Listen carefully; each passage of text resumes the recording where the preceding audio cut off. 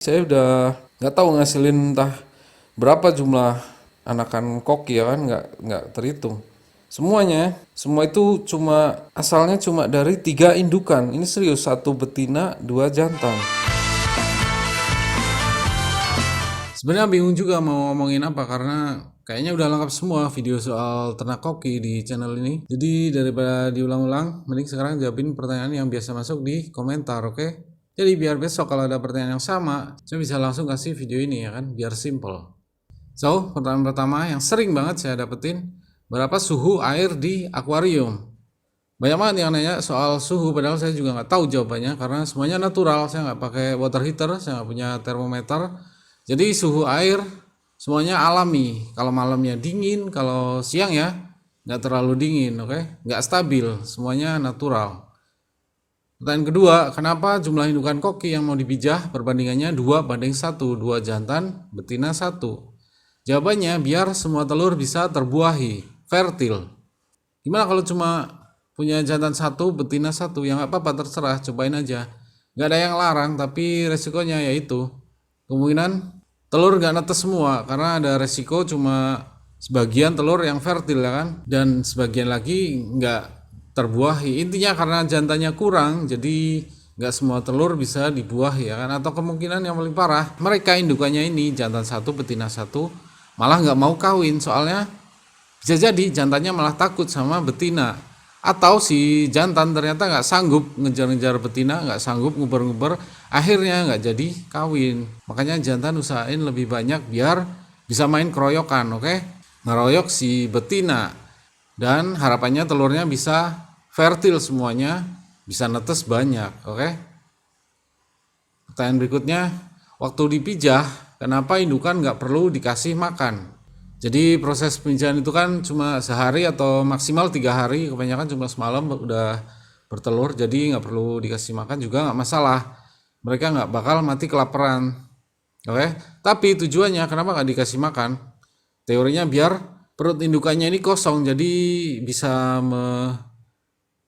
memudahkan si betina waktu proses bertelur, oke? Biar telurnya bisa tuntas keluar semua, makanya nggak perlu dikasih makan. Alasan kedua, biar airnya tetap bersih, nggak ada endapan, kotoran, nggak ada amonia, oke?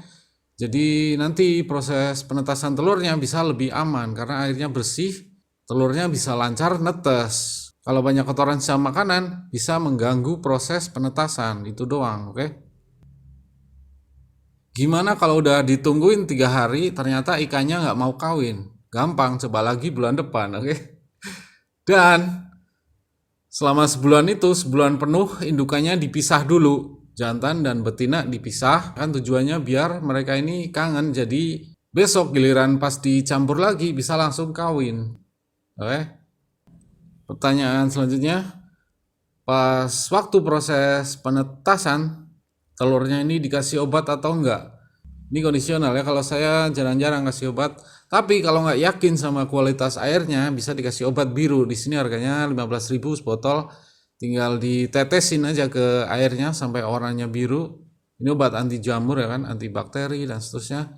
Bilang aja beli obat biru ke penjualnya, obat biru anti jamur di toko ikan hias ya kan, beli di online juga banyak, palingan ditetesin ke airnya waktu proses penetasan. Itu pun kalau misalnya kita benar-benar nggak yakin sama kualitas airnya. Intinya kalau saya jarang banget pakai obat biru, kecuali kalau pas di kolam, pas banyak lumpur di airnya, itu biasanya saya kasih obat biru.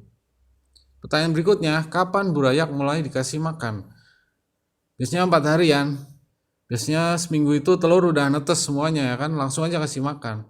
Apalagi udah kelihatan ada burayak yang berenang, artinya mereka udah cari makan, oke? Makanya dikasih makan. Soalnya burayak gampang mati kalau kelaparan. Jadi jawabannya kasih makan burayak ketika udah mulai kelihatan ada burayak mulai berenang, oke?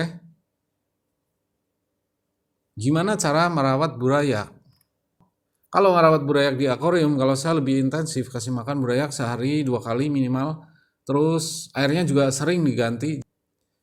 Jadi misal pas bulan pertama air bisa diganti seminggu sampai 2 kali. Ini serius, 3 hari sekali ganti air. Habis itu kalau udah bulan kedua udah lebih ringan, cuma seminggu sekali ganti airnya. bulan ketiga udah lebih gampang, 2 minggu sekali atau bahkan sebulan sekali diganti air.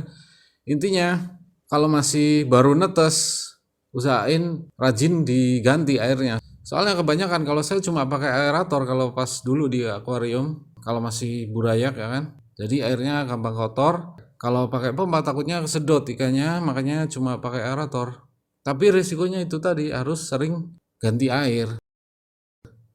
Tapi kalau belakangan ini semua pinjaman koki udah saya lakuin di kolam, jadi udah nggak perlu ganti air lagi. Jadi kalau masih ternak koki di akuarium, nggak masalah. Dulu saya juga ternak di akuarium dan saya dulu punya 3 akuarium dan sampai punya 11 baskom, ember baskom buat sortirnya. Jadi burayak ini kan disortir terus sesuai ukurannya. Kadang baru usia sebulan burayak juga udah mulai saya sortir. Oke. Yang gede di karantina dipisah di baskom sendiri, yang kecil juga dipisah di baskom sendiri. Next, pertanyaan selanjutnya, di mana beli PSP atau pelet bubuk? PSP ini makanan burayak ya, jadi belinya di toko peternakan. Yang itu yang biasa jual pur ayam, pur bebek, puyuh, macam-macam. Bahkan di sana ada pur babi, pur kucing dan seterusnya. Di situ saya beli pur ikan, termasuk PSP. Mungkin di masing-masing kota harusnya ada toko peternakan begitu ya kan. Tapi kalau emang benar-benar nggak nemu toko suplai peternakan, nggak nemu PSP, coba beli di toko ikan hias yang biasa jual ikan hias. Di toko yang biasa jual akuarium itu atau toko alat-alat misalnya pompa, aerator, macam-macam itu, kemungkinan mereka juga jual PSP ya kan. Saya pernah beli sekali PSP di toko ikan hias dan ternyata ada, walaupun harganya lebih mahal dibanding di toko peternakan, tapi nggak masalah.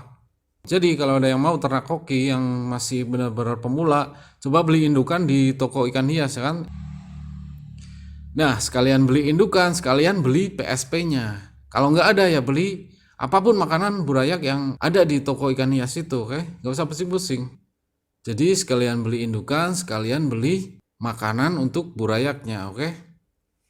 Ya udah itu aja. Kalau anakan koki kalau udah gede kan udah gampang perawatannya, jadi nggak perlu banyak omong lagi. Kalau ada pertanyaan lain gampang lanjut besok. Yang paling penting subscribe channel ini, oke? Peace.